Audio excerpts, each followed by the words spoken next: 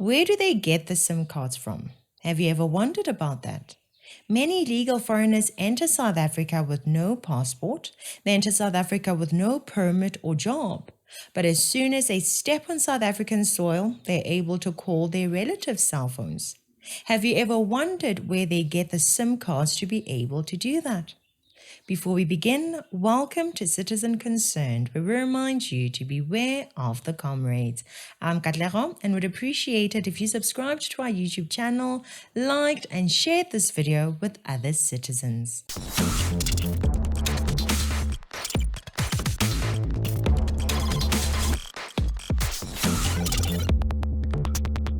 13 years ago, all South Africans were instructed to RICA their current and future SIM cards in an effort to help fight crime. All SIM cards not registered by 30 June 2011 will be locked. Register now and stay connected. Basically, because criminals often use cell phones to plan and commit crimes, the hope was that when every SIM card is linked to a user's personal details, law enforcement can track down people involved in illegal activity. It seemed like a good initiative until we learned that people could use one person's identity to RICA many different SIM cards to the name of one person. South Africa's Regulation of Interception of Communications and Provision of Communication-Related Information Act 70 of 2002, also known as RICA, requires the details of all telecommunication users to be registered. However, many have been able to purchase pre-RICA'd or improperly RICA'd SIM cards for the longest time. We have the RICA legislation that is meant to identify people who are engaging in criminal activities through the details they've inputted when they RICA their SIM card. But we also have identity theft used to RICA several SIM cards. You walk downtown or, a corner shop, you can be able to purchase a SIM card that you can use. That SIM card already has details. It is already registered. But in most instances, it's just a fictitious name or someone else's details that are used so that that SIM card can be activated. This sometimes gets done in the home of someone who simply registers to become a RICA agent at some company, and that's it. The following story shows us how this is a big deal. The issue of pre-RICA'd SIM cards has been brought into sharp focus at the Senzo Meyiwa trial, where it has been revealed that some of the SIM cards used by the suspects were not properly RICA'd. Of cross-examination, the 6 telephone numbers that police linked to accused number 5, 4 of which Fisoguhle Ntuli has denied. One of those, a contact saved on accused number 2 Bongani Ntanzi's cell phone, which investigators say was saved as Lungisani and belonged to Ntuli.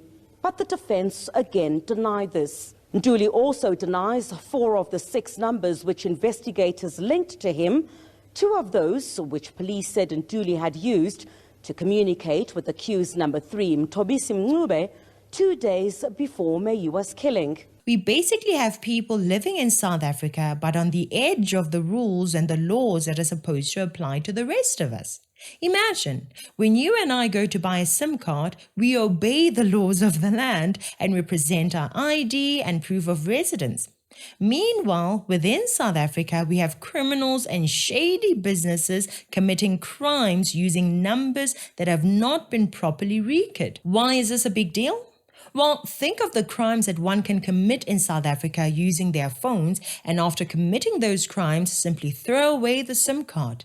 And because they never RICA'd it with their personal details, there is nothing that connects their identity to the calls and messages that law enforcement may find connected to the crimes. That is exactly what is happening in our country. We see the people at the borders, taxi ranks, malls, street corners at the CBD handing out SIM cards. Their main sales speech is simple. Take this SIM card and start using it. It's already RICA'd. I've never heard anything about those people being arrested and asked where they got those SIM cards from and how they got hundreds of SIM cards RICA'd. How is it possible that people are handing out RICA'd SIM cards when RICA actually requires that each SIM card must have its own identified user? This whole RICA law is for security reasons, is it not? But where is the security here?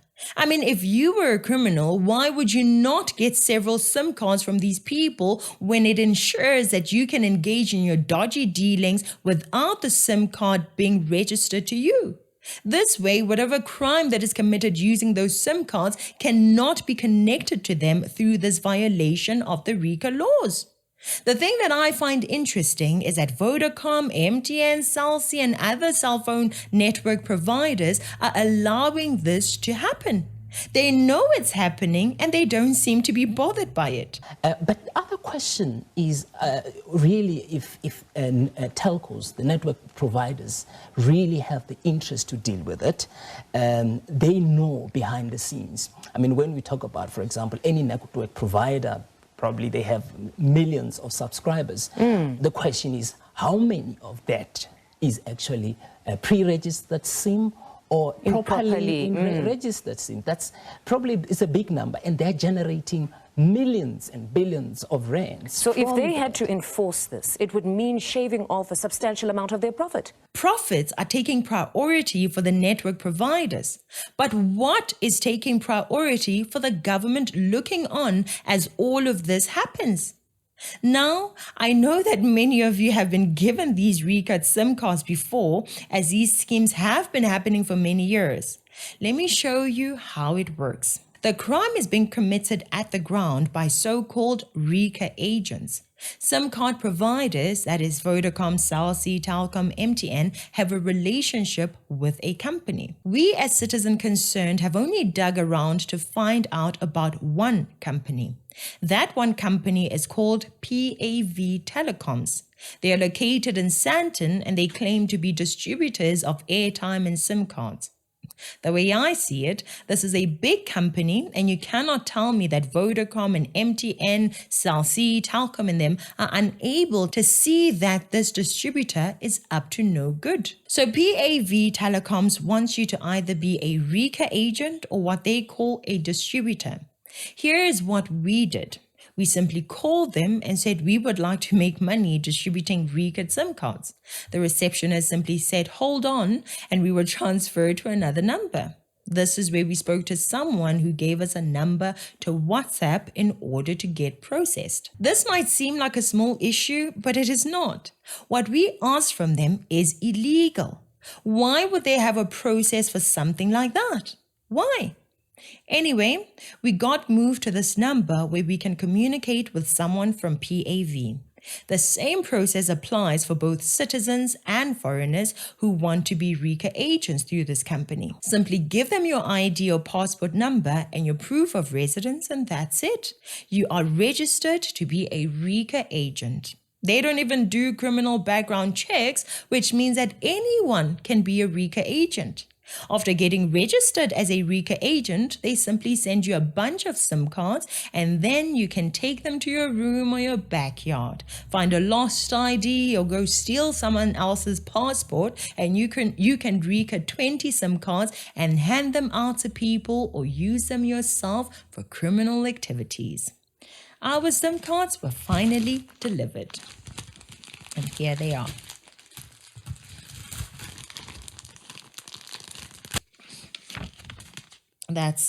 Those are the documents from Paav.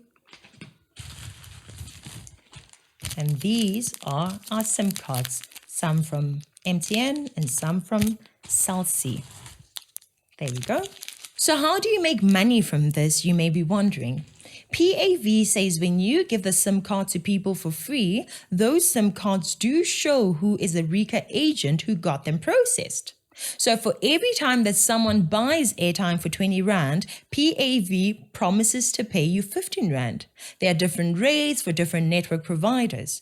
So if you are wondering why those people are willing to give you RICA'd SIM cards, now you know why. They get paid. Now the thing is, if you are a distributor, you can actually process hundreds of SIM cards in your backyard, in your room, wherever, and have people work under you handing out SIM cards. The main problem here is that anyone can pick a SIM card from you or your distributors. Anyone. An illegal foreigner who simply wants to contact their relatives in the country, a drug dealer who wants to contact drug mules without being traced, Criminals who are plotting to eliminate someone without being traced. Internet scammers who want to defraud people without being traced. Anyone can pick these SIM cards for the most innocent reasons to the darkest of reasons. Now, are you telling me that Vodacom, MTN, Telkom, Cell C don't know that this is happening? Are you telling me that the government does not know that this is happening? I mean, these people are distributing these SIM cards in plain sight.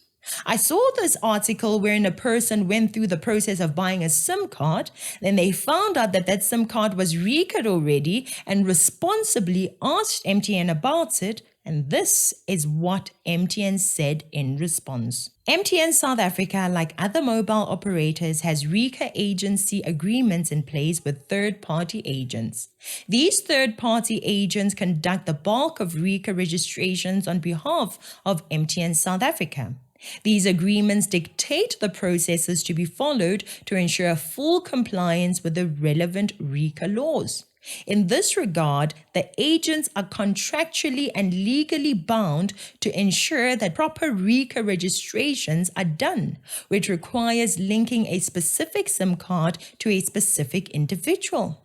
The selling of a pre-RICA'd SIM or to be in the possession of a SIM card that is not registered under the correct individual name of the user is considered identity fraud. South African law places a responsibility on the purchaser of the SIM card in terms of Section 40 of the RICA Act to have the SIM registered in his or her name, and a failure to do so makes the purchaser liable to a contravention of the provisions of Section 40. So that's it. You're done. This is the best you can say. Okay. Back to what we have said several times on this channel. A country is like a family. The government is like the parents, and the citizens, including business owners, are like the children. If the parents do not stand their ground, some of the children in the home are going to do what they should not be doing, which may pose a danger to the rest of the children in the home. And this is exactly what is happening now with the RICA matter.